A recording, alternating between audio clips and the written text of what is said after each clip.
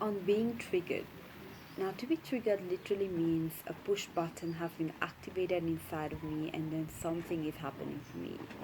Now, as I speak of triggering today, I'm speaking of triggering that put us in discomfort, right?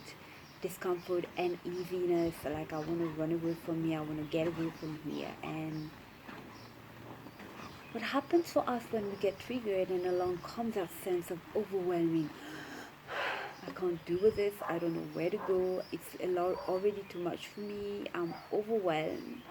What most of us do when we are overwhelmed, because to be overwhelmed literally means I've been triggered, and we hardly ever make the link. To be overwhelmed means something has been triggered inside of me. And what gets triggered often when we reach that point of literally what I just did. I can't do it anymore. I can't think. I can't feel. My mind is not even working. So when we reach that point, what we often do, we try to run around faster and find a solution. But that's a very counterintuitive movement. The real movement to do, to engage in, when we get in that point of overwhelming, triggered overwhelming, is to slow down and pause and breathe. And as one of the most I will say one of the greatest teachers on trauma speak about, Thomas Hubble, he speak of the closest circle of intimacy, which is my inhalation and returning back into my body. So using my inhalation and exhalation. So when you get triggered and you're overwhelmed, you're actually meeting this frozen energy, and it's what trauma is about at the end of the day. It's frozen energy, unmet, frozen part of your own self, which you're going to meet over and over again.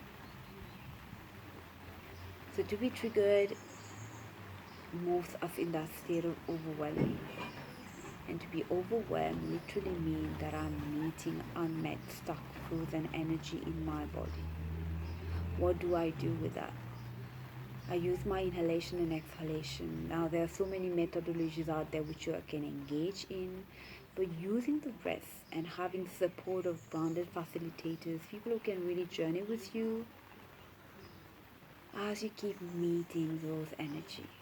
So knowing that it's an energy, it's about practicing meeting this sense of maybe contracted chest, shallow breathing and inhalation and exhalation, numbing of the thumbs and fingertips, and heating the legs and arms. So meeting those experiences without the narrative, without trying to find out a story behind. So all of us try to meet, especially when I as a coach, I work with the cognition, but more than ever I'm practicing also returning back to the body. There's one part of knowing there's a cognition, it plays an important role, but there's an important part also of knowing that the body remembers, the body has its own memory, and it doesn't remember in terms of narratives and words, it remembers in very different way. It remembers in terms of energy, in terms of what started and was pushed down at one point and now it's ready to release and be set free. So to be triggered is to be pushed into that state of overwhelming. And when you're in that state of overwhelming, learn to pause, rest your back, inhale and exhale, and maybe just say to yourself, movement. Movement, it is indeed, it is a movement happening for you.